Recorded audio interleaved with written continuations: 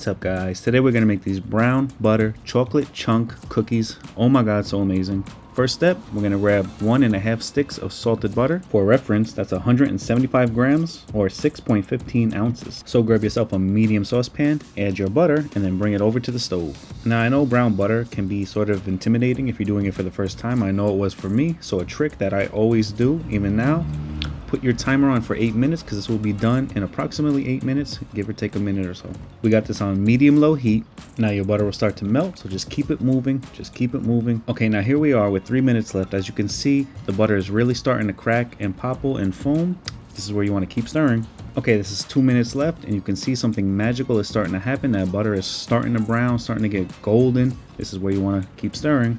Okay, and with less than a minute to go, our butter has a nice nutty aroma. It has a beautiful amber color. You want to remove this from the heat immediately. Okay, now it's really easy to go from brown butter to burnt butter. So as soon as your butter starts to brown, remove it from the heat immediately, add it to a separate bowl, and then as it cools, if you want, you can stir off some of those foams on the top, but you don't have to. And there you go, the brown butter is complete, and it wasn't that hard, was it? It only took about 8 minutes. Now you can use this in almost any recipe that calls for butter or melted butter to give it an extra layer of richness or deep flavor. This stuff is amazing. Try it. Now for our brown butter chocolate chip cookies, we're gonna let this butter come to room temperature, and then we'll move on to the next step. Okay, our brown butter is almost cool, so now is the perfect time to go over the chocolate for our chocolate chip cookies. For our first chocolate, I'm gonna add 1 bar of either dark chocolate or semi-sweet chocolate cut into chunks, plus 1 cup of these classic semi-sweet Toll House chocolate chips. Okay, give your brown butter a quick stir, and then we're going to add it right to a stainless steel mixing bowl along with 3/4 cup of granulated sugar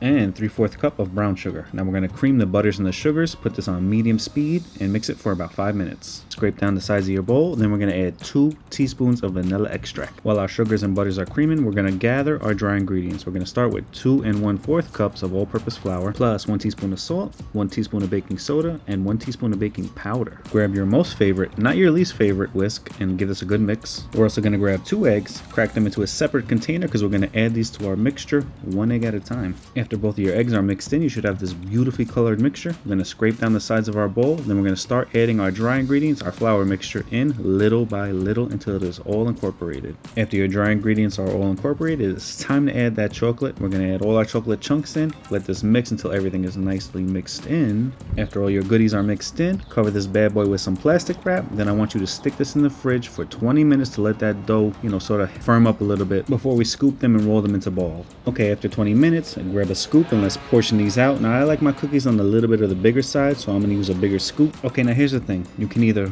refrigerate these until tomorrow and bake them all tomorrow, or you could freeze them in Ziploc bags for up to a month and take them out whenever you want one and eat one as you want one. Now if you decide to freeze these, you can bake them straight from the freezer, 350 degrees for 17 to 19 minutes. So we're going to cover these with plastic wrap and put these in the fridge overnight. See you tomorrow. Okay, it is officially the next day. We're going to get our cookies out, get our oven set to 350.